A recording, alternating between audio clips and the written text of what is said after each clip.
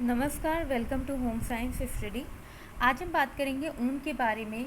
ऊन क्या है, ये किससे बना है, उत्पादक देश कौन से हैं, इनकी प्राप्ति के सोर्सेस क्या है, ऊन प्राप्ति की वैरायटी ऑफ ऊन और ऊन का निर्माण कैसे होता है, इन सब के बारे में बात करेंगे। तो चलिए स्टार्ट करते हैं। सबसे पहले कि ऊन क्या है। ऊन एक प्राकृतिक रेशा है। क्या है? ऊन एक नेचुरल फाइबर है जो कि किससे बना है? प्रोटीन से बना है। ठीक है। ऊन के अंतर्गत ऐसे तंतु सम्मिलित किए जाते हैं जो कि प्राणियों के बालों से प्राप्त होते हैं, जैसे भेड़, बकरी, अंगोरा आदि। ठीक है। ये अलग अलग जानवर हैं जिनसे ऊन प्राप्त किया जाता है। फिर हिस्ट्री की बात की जाए तो इनकी हिस्ट्री, जैसे पहले कैसे खालों को पहना जाता था, जानवर की खालों को पहना जाता था अपने शरीर को ढकने के लिए, ताप और नमी, जैसे ये दिया हुआ है, ताप और नमी से अपने शरीर को बचाने के लिए उनके ऊपर बाल होते थे, जिससे ठंडक और गर्मी, जैसे ठंडक है तो ठंडक के टाइम ये अपने आप को शरीर को ढकते थे, जिससे कि ठंड से बच सके। दूसरा यह दिया हुआ है कि वर्तमान में मुख्य उत्पादक देश कौन से हैं, यानी ऊन के बारे में थोड़ा सा ये दिखाना होगा। ये नोट्स तैयार कर लीजिए।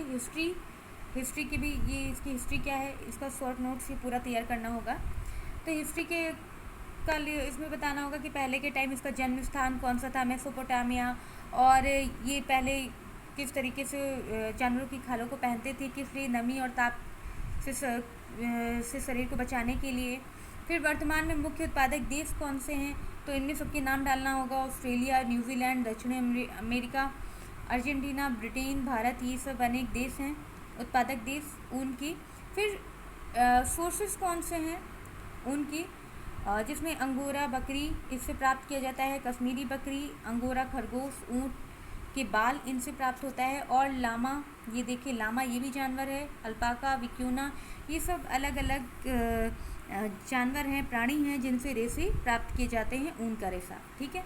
अब बात करेंगे ऊन रेशों का वर्गीकरण क्या है, इनको किस तरीके से क्लासिफाई किया गया है, एक बार इसके अंतर्गत पढ़ लेते हैं, फिर बताते हैं। तो भेड़ों के शरीर से ऊन प्रायः बसंत ऋतु में उतारी जाती है। अलग अलग देशों में अलग अलग समय में ऊन काटी जाती है। संयुक्त राज्य अमेरिका में ऊन अप्रैल या मई महीने में उतारी जाती है। ब्रिटेन में जून जुलाई में, ऑस्ट्रेलिया में सितंबर के महीने में उतारी जाती है। गर्म जलवायु वाले स्थानों में वर्ष में 2 बार ऊन उतारी जाती है। भेड़ों की अनेक जातियां हैं। सबसे अच्छी प्रकार की जो ऊन है वो मैरिनो भेड़ है। ठीक है। उनकी जो रेशे प्राप्त होते हैं वो मैरिनो है। अच्छी प्रकार की ऊन मैरिनो भेड़ के रेशे से बनती है। अन्य भेड़ों से प्राप्त रेशा निम्न कोटि यानी लो क्वालिटी का रेशा प्राप्त होता है। केवल इतना ही नहीं, भेड़ के शरीर से अलग अलग हिस्सों से प्राप्त रेशों से विभिन्नता पाई जाती है। जैसे गले में अच्छी मतलब एक तरीके से कोमल या नर्म जिसे बोलते हैं, वो बाल होते हैं। फिर थोड़े कड़े से हो जाते हैं पीठ पर बाल। तो इस तरीके से उनकी शरीर पर अलग अलग हिस्से पे अलग अलग तरीके के बाल होते हैं। तो भेड़ के कंधे और पेट वाले भाग पर ऊनी रेशा मुलायम और लंबा होता है। सिर से पीठ तक रेशे द्वितीय यानी सेकेंड श्रेणी से आते हैं, सेकेंड श्रेणी में आते हैं। बचे हुए अन्य भाग के रेशे निम्न कोट के यानी लो क्वालिटी के होते हैं। जीवित भेड़ से प्राप्त ऊन को उच्च क्वालिटी, मतलब एक तरीके से हाई क्वालिटी का ऊन कहते हैं, और मृत भेड़ों के ऊन से प्राप्त लो क्वालिटी का ऊन कहलाता है। भेड़ों की उम्र तथा ये देखिए यहाँ पर दिया है, भेड़ों से प्राप्त ऊन उच्च कोटि का तथा मृत भेड़ों से प्राप्त ऊन निम्न क्वालिटी का होता है। भेड़ों की उम्र तथा अवस्था के अनुसार प्राप्त रेशों का वर्गीकरण किया गया है। अब देखिए, ये चीज़ हो गया हिस्से के अकॉर्डिंग कि शरीर में के अलग अलग हिस्सों से जो है प्राप्त ऊन अलग अलग तरीके के होते हैं। कौन से लो क्वालिटी का है, कहाँ प्राप्त होता है, कौन सा हाई क्वालिटी का है, कौन सा सेकेंड कैटेगरी का है, फर्स्ट कैटेगरी का, थर्ड कैटेगरी। तो इस तरीके से डिफाइन किया गया है। अब यहाँ पर बात करेंगे उनकी एज के अकॉर्डिंग, है ना, कि जैसे छोटे बच्चे हैं, मेमने हैं, तो उन्हें कौन, जैसे फ्लीव ऊन ये दिया हुआ है, फ्लीव ऊन, फ्लीव ये किसे कहते हैं? मेमनो, जो 6 से 8 महीने तक, ठीक है, 6 से 8 महीने तक जो बच्चे होते हैं, मेमने होते हैं, तो उनको फ्लीव ऊन कहते हैं। उनसे जो ऊन निकाला जाता है उसे क्या कहते हैं? फ्लीव। फिर देखिए दूसरा है होगेट ऊन। होगेट क्या होता है? जो 12 से 14 माह के बच्चे होते हैं, है ना, 12 से 14 माह के बच्चे, उनको क्या कहते हैं? होगेट कहते हैं। फिर वेदर ऊन, वेदर ऊन कौन से होते हैं? जिन भेड़ों से पहली बार कटाई की जाती है उन्हें वेदर ऊन कहते हैं, ठीक है, जो पहली बार कटाई की जाए। फिर नेक्स्ट है खींची गई ऊन। जैसे किसी भेड़ से या किसी प्राणी से ऊन निकालना है तो उसका मांस भी साथ में लेना है, तो उसके लिए खींची गई ऊन होती है, यानी उनका मांस भी साथ में निकालना है, खींचना है, ठीक है, तो उन्हें खींची गई ऊन कहते हैं।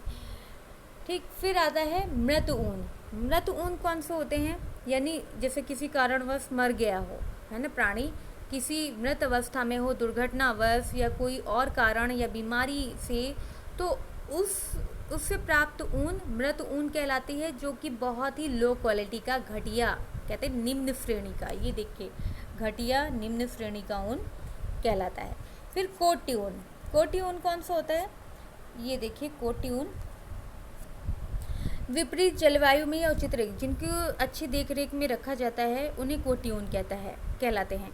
जैसे कोटी ऊन कौन से होते हैं? कुछ ऐसे ही प्राणी हैं जिनसे ऊन प्राप्त करना है, उनकी उचित देख रेख, उनकी खाने पीने का और उनकी जलवायु यानी किस एटमॉस्फेयर में रह रहे हैं उन सब का ध्यान रखना पड़ता है, और उनके उचित पोषण का अच्छे से ध्यान रखना होता है। तो उनसे जो प्राप्त ऊन होती है उसे कोटी ऊन कहते हैं, और उनकी जो ऊन होती है वो अच्छी क्वालिटी का ऊन कहलाता है, ठीक है।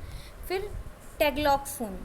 टैगलॉक्स ऊन ये किसे कहते हैं? जैसे बदरंग, कटे फिटे टुकड़े, इस तरीके के जो बीच बीच से टूटे हों ऊन, तो उन्हें कहते हैं टैगलॉक्स ऊन, ठीक है। टुकड़ों या बचे हुए कतरन, बदरंग ऊन की, बदरंग कटे हुए टुकड़े, बचे हुए खराब ऊन की को टैगलॉक्स कहते हैं, ठीक। तो ये हो गया उनकी अलग अलग वैरायटी ऑफ ऊन, जिसमें सबसे पहले बात की गई मेमनों से प्राप्त एज के अकॉर्डिंग। होगेट ऊन, मेमनों से प्राप्त ऊन फ्लीज ऊन कहलाती है। होगेट ऊन 12 से 14 माह के बच्चों से ऊन निकाली जाती है, उसे होगेट कहते हैं। वेदर ऊन यानी पहली बार जिसे काटा गया हो, पहली बार ऐसा प्राणी, ऐसी भेड़ जिनसे पहली बार ऊन निकाली जा रही हो, उन्हें वेदर ऊन कहते हैं।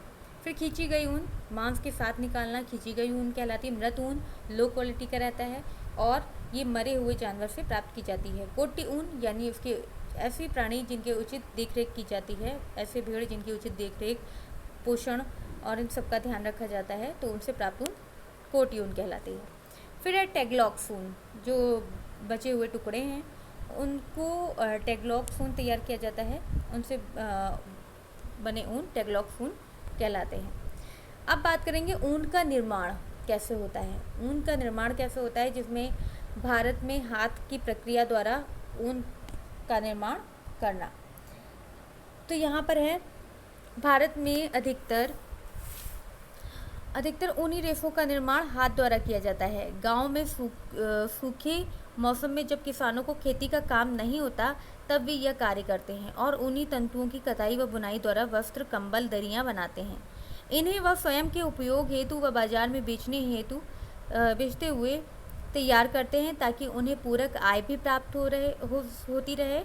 ऊनी वस्त्रों की मांग मौसमी होती है। ठंडे प्रदेशों में और असम एवं बंगाल पहाड़ी प्रदेश के ऊन पूरे वर्ष उपयोग में लाई जाती है। करीब 75% ऊनी हस्तकरघा उद्योग उत्तर प्रदेश, पंजाब, कश्मीर और राजस्थान में केंद्रित है। पश्चिम, दक्षिण व पूर्व मैदानी भागों में स्थानीय ऊन का उपयोग कंबल बनाने और दरिया व मोटे कालीन बनाने में किया जाता है। भारत में हाथ द्वारा ऊन बनाने की प्रक्रिया निम्नानुसार है। अब जो भारत में ऊन बनाया जाता है हाथ द्वारा, तो उनकी प्रक्रिया ये इस तरीके से स्टेप बाय स्टेप दिया गया है, जिसमें पहला है श्रेणीकरण और छाटना, ठीक है, श्रेणीकरण और छाटना। तो इसमें क्या है, प्रारंभ में ऊन की कटाई के बाद उसे श्रेणीबद्ध किया जाता है, यानी ऊन को निकाला गया, फिर उसे जो है श्रेणीबद्ध किया जाएगा, यानी कौन सी अच्छी क्वालिटी का है, कौन सा लो क्वालिटी का है, कौन सी मिडिल क्वालिटी का है, यानी एक तरीके फर्स्ट, सेकेंड, थर्ड, इस तरीके से अलग अलग कैटेगरी में डिवाइड करके फिर उसे छाटा जाता है, कौन सा अच्छा है ना, वो अलग कर लिया, कौन सा लो क्वालिटी है अब वो अलग कर लिया, ठीक है। फिर क्या होगा, मिश्रण एवं धुनाई करना, ठीक है, दूसरा है मिश्रण एवं धुनाई करना।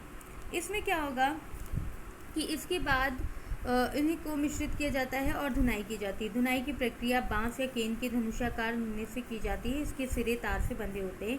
व्यावसायिक बुनाईकर्ताओं को पिंजरा कहा जाता है। अब देखिए, इसको मिश्रित करेंगे। अब जैसे उसे श्रेणीकृत किया गया, उसे अलग अलग कैटेगरी में डिवाइड किया गया, छाटा गया, फिर उन्हें मिश्रित किया जाएगा। फिर जो अच्छी हैं यानी उनको सब छाटा गया, कौन सा अच्छा है कौन सा बेकार है, वो करने के बाद फिर उन्हें मिश्रित किया जाएगा, यानी अच्छे एक साथ कर लेंगे, फिर उन्हें धुनाई की जाएगी, है ना। उनको जो जैसे धुनाई की जाती है ना, ये भी देखो अगर रजाई वगैरह इन सब की धुनाई होती है, तो इस तरीके से उनकी जो ऊन है निकाला गया है उनकी धुनाई की जाएगी। फिर खींचना, नेक्स्ट स्टेप है खींचना।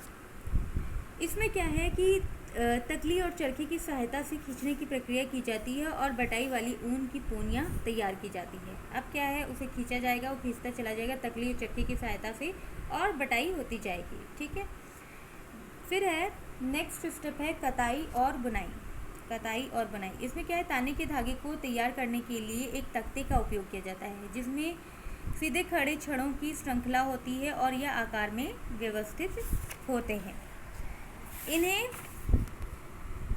इन्हें इच्छित चौड़ाई में व्यवस्थित किया जाता है और खींचा जाता है। यह धागा हस्तकरघे हेतु तैयार होता है या पिट प्रकार का करघे पर बुना जाता है। तो ये हो गया हाथ द्वारा तैयार करना। कौन कौन सा स्टेप आता है हाथ द्वारा में? पहला है उसे श्रेणीकरण और छाटना, मिश्रण करना, धुनाई करना, खींचना और कताई एवं बुनाई। अब मशीन द्वारा कैसे वस्त्र तैयार किए जाते हैं, ऊनी वस्त्र। तो उसमें पहला स्टेप आता है कटाई करना, ठीक है। कटाई, इसमें क्या होगा, ऊन उतारने से पहले या तो भेड़ों को नहीं नहलाया जाता है या प्रतिरोधी जल में नहलाया जाता है। पहले भेड़ों की ऊन हाथ से चलाई जाने वाली कैंचियों द्वारा उतारी जाती थी, परंतु आजकल मशीनी कैंचियों द्वारा उतारी जाती है। इन मशीनी कैंचियों का फ़ायदा है कि इनसे हाथ की तुलना में अधिक सफाई से जल्दी ऊन उतरती है। तैयारी करना, यानी पहले ऊन को काट लिया गया, फिर तैयारी करना, दूसरा स्टेप है तैयारी करना। इसमें क्या होगा कि एक भेड़ से उतारी गई ऊन भार में 3 किलोग्राम से 9 किलोग्राम तक होती है। इस तरीके से उनके भार को बताया गया है कि इन ऊन को काटने के पश्चात बोरों में भर दिया जाता है, यानी एक तरीके से उन्हें कैटेगरी में डिवाइड करने से पहले तैयार कर लिया जाता है। फिर नेक्स्ट स्टेप आता है पहले कटाई, तैयारी करना, फिर पृथक्करण एवं श्रेणी विभाजन। फिर उसी तरीके से हो जाएगा जैसे अलग अलग करना और फिर अलग अलग कैटेगरी में डिवाइड करना, ठीक है, कौन सा लो है कौन सा हाई है। फिर है स्वच्छ करना, नेक्स्ट स्टेप आता है स्वच्छ करना। अब ऊनी रेशों को स्वच्छ कैसे करेंगे, जो कटाई की गई है, तैयारी की गई है, अलग अलग श्रेणियों में विभाजित किया गया है। अब उन्हें स्वच्छ करेंगे कैसे, साबुन का घोल, ये देखिए अलग अलग दिया गया है। ये स्वच्छ करने में ही साबुन का घोल, वाष्पित घोलक, कार्बोनाइजिंग द्वारा, यानी 3 स्टेप द्वारा इन्हें साफ़ किया जाता है। तो उसमें सबसे पहले बात करेंगे साबुन के घोल। इसमें क्या है कि इसके लिए 4 होज होते हैं। प्रथम होज में गर्म पानी में साबुन का घोल बनाकर रेसे उसमें डाले जाते हैं। फिर कम से कम 2 से 3 तथा चौथे होज के साफ पानी में डालकर साबुन निकालकर गर्म हवा या भाप में सुखाया जाता है। तो ये साबुन के घोल में इस तरीके से इसे साफ़ करेंगे। फिर नेक्स्ट है वाष्पित घोल, यानी दूसरा स्टेप आता है या तो साबुन के घोल से द्वारा साफ़ करें या वाष्पित घोल में। इसमें क्या होगा, वाष्पित घोल में इस विधि में चिकनाई निकलने के लिए बेंजीन पेट्रोलियम कार्बन टेट्राक्लोराइड का प्रयोग किया जाता है। किसका प्रयोग किया जाता है, ये नाम याद रखिएगा, बेंजीन पेट्रोलियम कार्बन टेट्राक्लोराइड का प्रयोग किया जाता है वाष्पित घोलक में साफ़ करने के लिए। अब है तीसरा प्रोसेस, ये भी अपना सकते हैं, कार्बोनाइजिंग द्वारा स्वच्छ करना ऊनी रेशों को। तो कार्बोनाइजिंग में क्या रहेगा, इसमें है यदि उपरोक्त दोनों विधियों से रेसे साफ न हो तो वनस्पतिक अशुद्धियां रह जाने पर गंधक के घोल में डालकर साफ़ किया जाता है, यानी कार्बोनाइजिंग की प्रक्रिया गंधक के घोल में। फिर समान तापक्रम पर सुखाया जाता है, ठीक। तो ये हो गया इनका स्वच्छ करने में। साबुन के घोल द्वारा भी साफ़ किया जा सकता है, वाष्पित घोलक में और कार्बोनाइजिंग द्वारा। फिर बात करेंगे सुखाना, कैसे सुखाएंगे, यदि उपरोक्त दोनों विधियों फिर सुखाने में यदि तंतु के रूप में रंगना है तो उसे सुखाने की मशीन द्वारा सुखाया जाता है। यदि रंगना नहीं है तो उसको गर्म हवा के दबाव द्वारा उसे सुखाया जाता है। तंतु को पूरी तरह नहीं सुखाया जाता, तंतु को पूरी तरह नहीं सुखाया जाता, उसमें कुछ नमी रहने दी जाती है। सामान्यतः ऊन में 16% आर्द्रता रहने दी जाती है। पानी में बचे हुए पदार्थों से महत्वपूर्ण पदार्थ तैयार किए जाते हैं। तो ये हो गया सुखाना। फिर बात करेंगे चिकना करना। अब जो ऊन है उसे मॉइस्चर भी प्रदान करना पड़ेगा, तो चिकना कैसे? जैतून का तेल, ये देखिए, ग्लिसरीन, सुअर की चर्बी, ग्लिसरीन और जैतून का तेल, ये देखिए, जैतून का तेल, ग्लिसरीन और सुअर की चर्बी, इनका यूज़ किया जाता है। ठीक, ये देखिए सुअर की चर्बी, ठीक है। तो इससे चिकना किया जाता है। फिर है धुनाई करना। ये देखिए नेक्स्ट स्टेप आता है धुनाई करना, जिसमें यह स्वच्छ ऊन कताई के उपयुक्त नहीं होती। इसके तंतु सीधे नहीं होते, अतः इन्हें खोलकर नरम, पतला और गोश्त की समान पट्टियों में परिवर्तित करना आवश्यक होता है। ऊन की यह प्रक्रिया धुनाई कहलाती है। फिर नेक्स्ट स्टेप है कंघी करना, कंघी कॉम्बिंग, जिससे कि रेसे सीधे हो जाएं, छोटे रेसे अलग हो जाएं और बड़े रेसे अलग हो जाएं और एक समान आ जाए। तो यह प्रक्रिया केवल वेस्टर्ड वस्त्रों के हेतु किए जाते हैं। गिलिंग की प्रक्रिया में अधिक छोटे रेसे निकालकर तंतु को सीधा किया जाता है। आगे यही क्रिया कंघी करने की प्रक्रिया में भी चलती है। ठीक है, हाँ, आगे यही क्रिया कंघी करने की प्रक्रिया में भी चलती है और छोटे तंतु निकाल कर लंबे तंतुओं को समांतर किया जाता है और पूनी बनाई जाती है। एक तरीके से पौनी चोटी जैसे होती है, तो उन सबको एक साथ गट्ठर बना करके वो जो पौनी जैसे चोटी नहीं होती उस तरह से करते हैं। इस प्रक्रिया में बची हुई कुछ अशुद्धियाँ भी निकाल दी जाती है और तंतु और भी स्वच्छ हो जाते हैं। तो जब पोनियाँ बनाई जाएगी तो उसे खींचा जाएगा। नेक्स्ट स्टेप आता है खींचना। ये देखिए खींचना, तो जब कंघी की गई फिर उसे खींचा जाएगा। तो जब खींचा जाएगा तो कुछ बड़े रेसे कुछ छोटे आ जाएंगे, है ना, तो उसे जो है समांतर लाने के लिए उसे खींचा जाएगा। तो यह क्रिया भी केवल वेस्टर्ड वस्त्रों हेतु ही उपयोग में लाई जाती है। इस प्रक्रिया में पोनियों को खींचकर तथा ऐंठन देकर उन्हें लपेट दिया जाता है और फिर पतला बनाकर बटे हुए धागों को तैयार किया जाता है। फिर बात करेंगे अमोटन। नेक्स्ट स्टेप आता है अमोटन। ये भी केवल वेस्टर्ड क्या होते हैं, जो बेकार बचे हुए कपड़े जो होते हैं ऊन, वेस्टर्ड वस्त्रों हेतु की जाती है। इस प्रक्रिया में रेसे पर थोड़ी बटाई दी जाती है ताकि पतली पोनियाँ ठीक से बनी रहे। यह कताई से पहले की अंतिम अवस्था होती है। फिर है कताई करना। नेक्स्ट स्टेप है कताई। कताई, इसमें क्या है, कताई द्वारा पोनियों से सूत या धागा तैयार किया जाता है। धागा तैयार करते समय उसमें हल्की बटाई भी दी जाती है। उन्हीं रेसों को मुख्यतः म्यूल कताई मशीन द्वारा पर काटा जाता है। किसके द्वारा? म्यूल। ठीक है। फिर है बुनाई। नेक्स्ट स्टेप आता है बुनाई करना। उन्हीं वस्त्रों या वेस्टर्ड वस्त्रों की कुछ बुनाई भिन्न भिन्न तरीक़ों से होती है, अलग अलग बुनाइयाँ होती हैं। फिर है ऊनी वस्त्रों की बुनाई, इसी में दिया हुआ है, जिसमें ऊनी वस्त्रों की सादी बुनाई ट्विल बुनाई द्वारा तैयार की जाती है। ऊनी वस्त्रों की मतलब अलग अलग जो ऊन है उसमें किस तरीके का वो बुनाई की जाएगी। तो जैसे कि दिया गया है, सादी बुनाई ट्विल बुनाई द्वारा तैयार की जाती है। ऊनी वस्त्रों की सादी बुनाई, जो सादी बुनाई है वो ट्विल बुनाई द्वारा की जाती है ऊनी वस्त्रों पर। ऊनी वस्त्रों की सतह रोएदार होने के कारण बुनाई की नमूने का पता नहीं चलता है। फिर नेक्स्ट स्टेप आता है बुनाई के बाद ऊनी वस्त्रों का निरीक्षण करना। जब ऊनी वस्त्र की बुनाई कर दी गई तो ऊनी वस्त्रों का निरीक्षण किया गया कि कहीं से धागा टूटा तो नहीं है, कोई धब्बा नहीं पड़ा है, गांठें ठीक हैं, अशुद्धियाँ तो नहीं है, किसी तरह की उसमें कोई दोष तो नहीं रह गया है। तो ये सब इसके अंतर्गत आता है, निरीक्षण किया जाता है। फिर परिसज्जा में देखेंगे किस तरीके से परिसज्जित करना है। पीले रंग को दूर करने के लिए ब्लीचिंग का प्रयोग करेंगे, है ना। अम्लीय रंगों का यानी रंगने के लिए अम्लीय रंगों का प्रयोग करेंगे, है ना। तो जैसे छार है, साबुन का यूज़ नहीं कर सकते, छार ही है, उसे उन्हीं जो वस्त्र वो नष्ट हो सकते हैं। तो उस तरीके से परिसज्जित किया जाएगा। और परिसज्जित किस तरीके से, ये ब्लीचिंग द्वारा, है ना, अम्लीय रंगों का प्रयोग करेंगे। और उसे अलग तरीके से परिसज्जित किया जा सकता है, जिसमें पहला है भराव देना। भराव देना में क्या रहता है, बुनाई की प्रक्रिया के पश्चात ऊनी तथा वेस्टर्ड वस्त्रों को गर्म साबुन के पानी में रखकर कूटा जाता है। तथा बटाई दी जाती है, यानी गर्म साबुन के पानी में रखकर कूटा जाता है और बटाई दी जाती है। इस प्रकार के ताप और नमी दाब तथा ठंडे पानी में खंगालने की क्रिया को भराव देना कहा जाता है। कभी कभी इस प्रक्रिया में रसायनों का प्रयोग भी किया जाता है भराव देने में। नेक्स्ट आ जाता है रूप स्थिर करना। ये भी एक परिसज्जा है, परिसज्जा के अंतर्गत आएगा रूप स्थिर करना। इस परिसज्जा में ऊनी वस्त्र को गर्म पानी में घूमने वाले बेलनों पर से गुजारा जाता है, दूसरे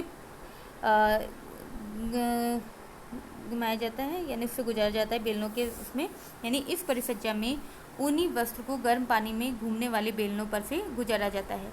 इसके पश्चात तुरंत ही इन्हें ठंडे पानी में डुबोया जाता है। वस्त्र को मजबूती से कसकर पकड़कर रखा जाता है। तो ये परिसज्जा के अंतर्गत दो आ गए, भराव देना और रूप स्थित करना। तो एक बार फिर से इसे रिवाइज कर लेते हैं स्टार्टिंग से। ऊन, ऊन क्या है? ये एक प्राकृतिक रेशा है। ऊन क्या है? एक प्राकृतिक रेशा है जिसमें जो कि प्रोटीन से बना है, ठीक है, प्रोटीन से बना है। और ये इसका जन्म स्थान कहाँ है? मेसोपोटामिया। इनकी हिस्ट्री ये दी हुई है, हिस्ट्री है। वर्तमान में उत्पादक देश कौन कौन से हैं उनके, इनकी प्राप्ति के सोर्सेस कौन से हैं? अंगोरा बकरी, कश्मीरी बकरी, अंगोरा खरगोश, ऊँट के बाल, लामा, अल्पाका, विक्यूना। ऊनी वस्त्र रेशों का वर्गीकरण, ऊनी रेशों का वर्गीकरण जिसमें दिया हुआ है मेमनों से प्राप्त ऊन को क्या कहते हैं? मेमनों से प्राप्त ऊन को फ्लीज। होगेट ऊन 12 से 14 माह के बच्चे। वेदर ऊन जिससे पहली कटाई की जा रही है, पहली बार निकाला जा रहा है ऊन। खींची गई ऊन यानी भेड़ों के मांस के साथ। फिर मृत ऊन यानी किसी दुर्घटनावश या मरने के जो प्राणी की मृत्यु हो गई है या मृत प्राणी है तो उनसे उतारी गई ऊन मृत ऊन कहलाती है। कोटी ऊन जिनकी उचित देखरेख की गई है उन्हें कोटी ऊन कहते हैं। टैगलॉक्स ऊन यानी बेकार के टुकड़े या बदरंग ऊन बेकार के ऊन हैं, उनसे बने ऊन टैगलॉक्स ऊन कहलाते हैं। फिर ऊन का निर्माण जिसमें हाथ द्वारा और मशीन द्वारा होता है, हाथ द्वारा और मशीन द्वारा, ठीक है, मशीन द्वारा। तो उसमें सबसे पहले हम बात करेंगे हाथ द्वारा, ठीक है, हाथ द्वारा। तो हाथ द्वारा में पहले श्रेणीकरण करना और छाटना, मिश्रण और धुनाई, खींचना और कताई और बुनाई करना। मशीन द्वारा में ऊन तैयार करना जिसमें पहला रहेगा कटाई करना, तैयारी करना, पृथक्करण एवं श्रेणी विभाजन। स्वच्छ करना जिसमें 3 स्टेप आते हैं, मतलब 3 तरीके से उन्हें स्वच्छ कर सकते हैं, साबुन के घोल में या तो साफ़ किया जाए, वाष्पित घोल में या कार्बोनाइजिंग द्वारा। फिर सुखाना, सुखाने की प्रक्रिया आएगी।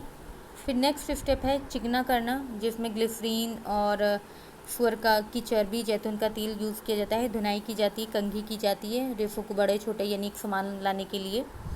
खींचना, अमोटन करना, वस्त्रों पर किया जाता है अमोटन। कताई करना, बुनाई करना, बुनाई में किस तरीके का ऊन यूज़ होगा।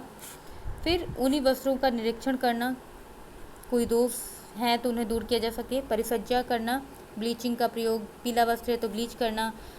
और परिसज्जा की जाती है जिसमें भराव देना, रूप स्थित करना और अम्लीय रंगों का यूज़ करना। तो ये एक तरीके से ऊन का निर्माण हो गया। अब हम बात करेंगे आगे की वीडियो में उनकी एक तरीके से भौतिक विशेषता और रासायनिक विशेषताओं के बारे में। तो इस वीडियो में हम इतना ही रखेंगे। नेक्स्ट वीडियो में आगे के टॉपिक के बारे में बात करेंगे, ऊन से ही रिलेटेड, यानी उनकी केमिकल और फिजिकल प्रॉपर्टीज़ के बारे में, उनकी को लेकर के। अभी के लिए इतना ही, धन्यवाद।